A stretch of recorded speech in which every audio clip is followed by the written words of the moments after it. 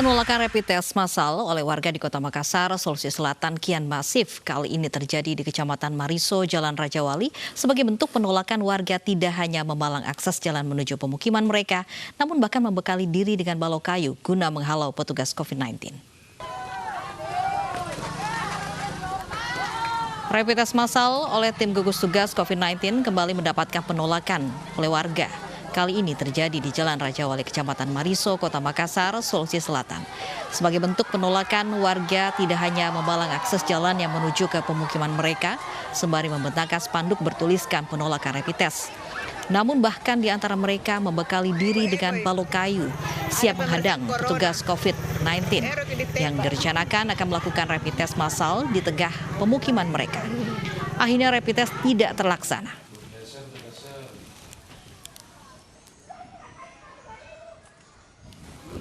Untuk mengetahui suasana rapid test massal terhadap ratusan anggota TNI di Makassar, sudah ada Marini Priscilla di Lanut Hasanuddin, Makassar. Marini, berlaku untuk siapa saja rapid test massal anggota TNI hari ini di sana? Iya, baik. Saya melaporkan dari Lanut Hasanuddin Makassar, di mana pagi tadi telah dilaksanakan rapid test sebanyak 250 terhadap prajurit di TNI AU Lanut Hasanuddin sendiri. Nah, untuk rapid test hari ini sendiri, ini dikhususkan untuk staf yang bekerja di perkantoran di TNI AU. Pagi tadi juga sempat dihadiri oleh Komandan Lanut Marsikal Pertama Haris Haryanto SIP, dan turut hadir pula Komandan Wing 5 Lanut Kolonel Penerbang Yoyon Kus Cahyono Esos dan beberapa pihak terkait lainnya. Di TNI AU sendiri untuk rapid test ini telah dilakukan secara periodik ya, untuk spesial atau khusus untuk kru dan juga awak penerbang. Itu untuk rapid test sendiri dilakukan setiap 2 kali seminggu, mengingat dalam seminggu 2 kali penerbangan ini ada 8 hingga 9 pesawat Boeing 737 yang membawa dan juga menyalurkan APD serta alat kesehatan lainnya dari Jakarta ke Kalimantan, Sulawesi, Papua, dan daerah di Indonesia Timur lainnya. Nah, total sebanyak kurang lebih 1.135 prajurit di TNI AU telah melakukan rapid test yang terdiri dari air crew, ground crew, dan juga para staf. Dan tentu saja TNI AU sendiri telah menyiapkan ruang isolasi dan berkoordinasi dengan gugus tugas lainnya dalam menangani pergerakan orang-orang di bandara. Seperti apa kegiatan kita hari ini dan juga sampai mana sih sebenarnya peran Satgas COVID-19 di TNI AU ini sendiri, telah bersama dengan saya saat ini selaku Kepala Satgas Transportasi Udara, Kolonel Penerbang Yoyon Kus Cahyono Esos. Nah, boleh diceritakan sedikit Pak kegiatan pagi tadi seperti apa? Baik, terima kasih Mbak. Pertama-tama perlu kami sampaikan bahwa gugus tugas secara besar gugus tugas COVID-19 TNI Angkatan Udara, di mana Lanut Hasanuddin adalah sebagian integral dari gugus tersebut, melaksanakan tugas membantu pemerintah daerah, dalam hal ini Provinsi Sulawesi Selatan, untuk melaksanakan pengendalian, pengawasan, dan penegakan hukum dalam rangka percepatan penanganan COVID-19. Dalam hal ini kita melaksanakan tugas-tugas untuk verifikasi ataupun untuk pembatasan baik penumpang maupun barang yang akan keluar ataupun masuk melalui Bandara Sultan Hasanuddin International Airport maupun bandara yang berada di militer di Pangkalan Lanut Sultan Hasanuddin. Kemudian terkait dengan kegiatan hari ini, kita melaksanakan rapid test untuk khususnya para staf, dalam hal ini di perkantoran kami, bekerja sama dengan Rumah Sakit Siloam. Ini untuk mempererat hubungan kita, dalam hal ini juga untuk membantu pencegahan penyebaran virus COVID Corona ini di dalam lingkungan Lanut Sultan Hasanuddin. Kemudian terkait dengan kegiatan yang kita laksanakan dalam rangka mendukung distribusi APD, seperti yang disampaikan oleh Mbak In tadi, bahwa kita sudah mengerahkan 9 pesawat, dalam hal ini seluruh TNI Angkatan Udara. Khusus untuk Lanut Sultan Hasanuddin sendiri, kita sudah mengerahkan 2 skadron udara. Yang pertama adalah skadron udara 5 yang mengoperasikan pesawat Boeing 737-200, kemudian dan skadron udara 32. Oke, baik.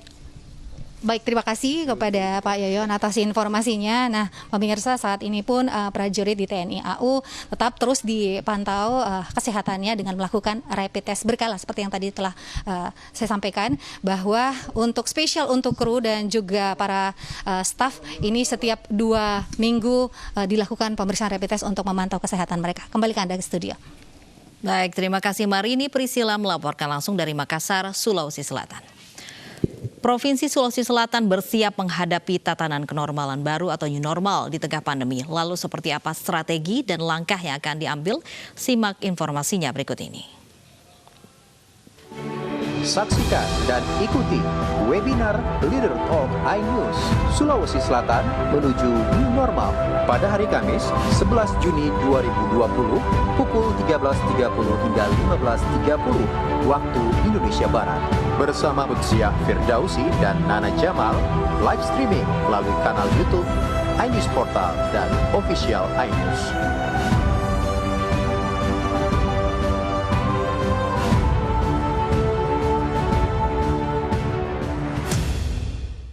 Pemirsa, antrian penumpang kereta rel listrik komuter lain di Stasiun Bogor, Jawa Barat pagi tadi sudah lebih tertib dibandingkan kemarin.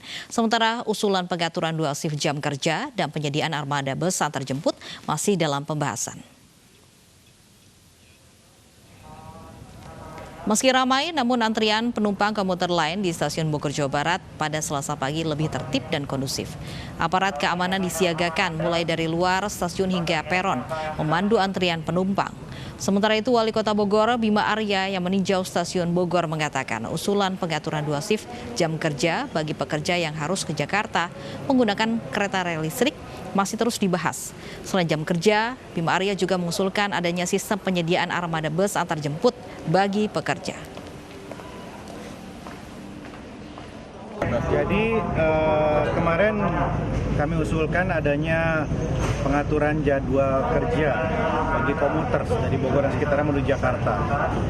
Semalam kami melakukan video conference Pak Kepala Gugus Tugas, Menteri Perhubungan, Menteri Perindustrian, Kepala Daerah se-Jabodetabek, antara lain adalah membahas hal tersebut. Jadi ada usulan untuk kemudian dimatangkan, saya kira, di kementerian terkait dan juga otoritas terkait pengaturan 2 shift jam kerja. 2 shift. Sementara itu, pengemudi ojek online mulai kembali ramai di kawasan Stasiun Palmerah, Jakarta Pusat. Pasca ojek online boleh mengangkut penumpang. Namun para pengemudi mengaku kesulitan mendapatkan penumpang. Puluhan pengemudi ojek online sejak pagi tampak ramai menanti penumpang di sepanjang bahu jalan di depan Stasiun Palmerah, Jakarta Pusat. Namun sejak telah diizinkan kembali mengangkut penumpang, para pengemudi ojek online mengaku minim orderan, tidak seperti biasanya. Sementara itu, untuk protokol kesehatan selama PSBB transisi, seperti anjuran penumpang membawa helm sendiri, belum sepenuhnya diterapkan. Salah satu penumpang ojek online mengaku mengantisipasinya dengan menggunakan jaket dan hand sanitizer.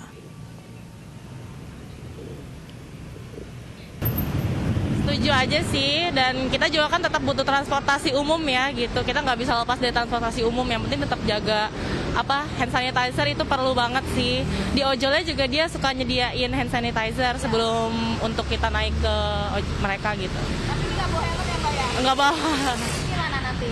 Makanya pakai jaket yang ada pelindung kepalanya kan gitu. Kalau bisa sih pakai yang ada aja ya, untuk membersihkan dirinya, hand sanitizer disemprot di gini-gini ke kepala juga gitu. Untuk mengetahui suasana terkini di kawasan Palmerah, saat ini sudah ada Revika Sibarani. Revika, hingga siang ini apakah penumpang yang menggunakan ojek online di sana sudah meningkat? Ya, Lovi dan pemirsa, hari kedua beroperasinya ojek online kembali dapat mengangkut penumpang. Pantauan kami di depan Stasiun Palmerah, Jakarta Pusat sejak pagi tadi ini dipadati oleh puluhan pengendara ojek online yang bahkan sampai memenuhi bahu jalan di depan stasiun Palmerah ini demi menanti penumpang yang turun dari stasiun Palmerah. Dan kondisi pagi tadi memang cukup berbeda pada kondisi siang hari ini. Jika pagi tadi cukup ramai begitu pengemudi ojek online yang standby di tempat ini, namun jelang siang hari ini atau pada tepatnya di jam-jam yang tidak sibuk ini memang kawasan dari stasiun Palmerah mulai sepi dari pengemudi ojek online. Namun kami sempat melihat ada beberapa pengemudi ojek online yang masih bertahan di tempat ini, dan saya akan mencoba mewawancarai salah satu pengemudi ojek online yang sudah saya ajak berbincang. Selamat siang Bapak. Selamat siang. Dengan Bapak siapa Pak? Yasin. Bapak Yasin. Bapak Yasin, ini gimana nih dari hari pertama kemarin Pak sampai hari kedua ini, apakah sudah ramai penumpang yang menggunakan ojek online? Belum ramai, masih satu-satu adanya. Jadi masih sepi lah gitu ibaratnya. Oke. Kalau untuk hari ini sendiri Bapak dapat berapa nih orderannya Pak? Kalau sekarang saya dapat baru 1, 2 sama ini. Baru dapat ya ini? Iya. Iya. Oke. Terus nih Pak, kan sekarang di masa PSBB transisi ada protokol kesehatannya begitu, harus pakai hand sanitizer, bawa hand sanitizer untuk pengemudi dan juga harus bawa helm sendiri penumpangnya. Ini gimana Pak, sudah diterapkan?